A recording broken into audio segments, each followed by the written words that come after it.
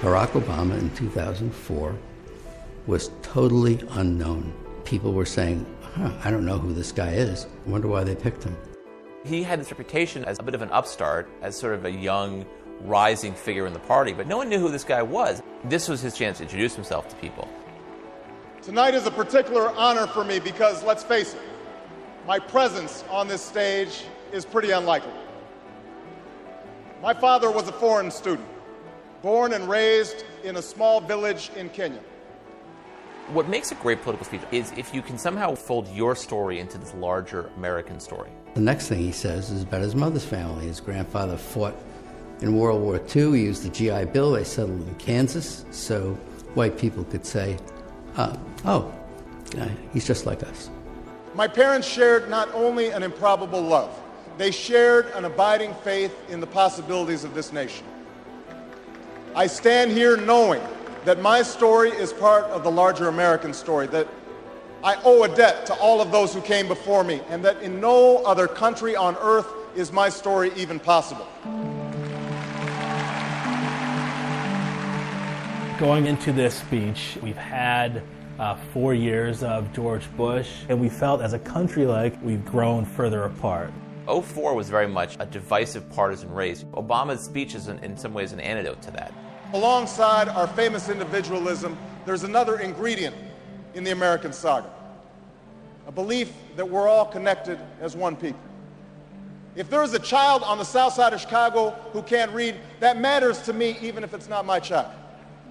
If there's a senior citizen somewhere who can't pay for their prescription drugs and having to choose between medicine and the rent, that makes my life poor even if it's not my grandparent. It is that fundamental belief, I am my brother's keeper, I am my sister's keeper, that makes this country work. E pluribus unum, out of many, one. He gives a speech that presages his entire political message of 2008, which is this sort of post-partisan argument.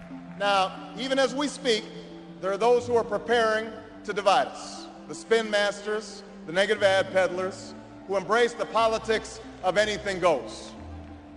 Well, I say to them tonight, there is not a liberal America and a conservative America. There is the United States of America. Obama was born with two great gifts. One is his mind, and the other is his ability to speak to large groups of people. There are three things that Obama does that really makes that speech effective. He wants concrete detail. He likes story. And he loves antithesis, the use of repetition and structure to show contrast. There is not a liberal America or a conservative America. There is one America. There is not a black America and a white America and Latino America and Asian America. There's the United States of America. The pundits like to slice and dice our country into red states and blue states, but I've got news for them too. We worship an awesome God in the blue states, and we don't like federal agents poking around in our libraries in the red states. We coach Little League in the blue states, and yes, we've got some gay friends in the red states. We are one people, all of us pledging allegiance to the Stars and Stripes, all of us defending the United States of America. The way he uses his hands, he actually points a lot and does a lot of this, and a lot of this, and a lot of that. In doing so, he gives off this sense of energy. I am new. I'm someone who is dynamic. And he doesn't do that so much anymore. He's a little more solemn and reserved when he gives speeches today, but I think it's more reflective of his office. In the end, that's what this election is about. Do we participate in a politics of cynicism, or do we participate in a politics of hope? It's the hope of slaves sitting around a fire singing freedom songs. The hope of immigrants setting out for distant shores.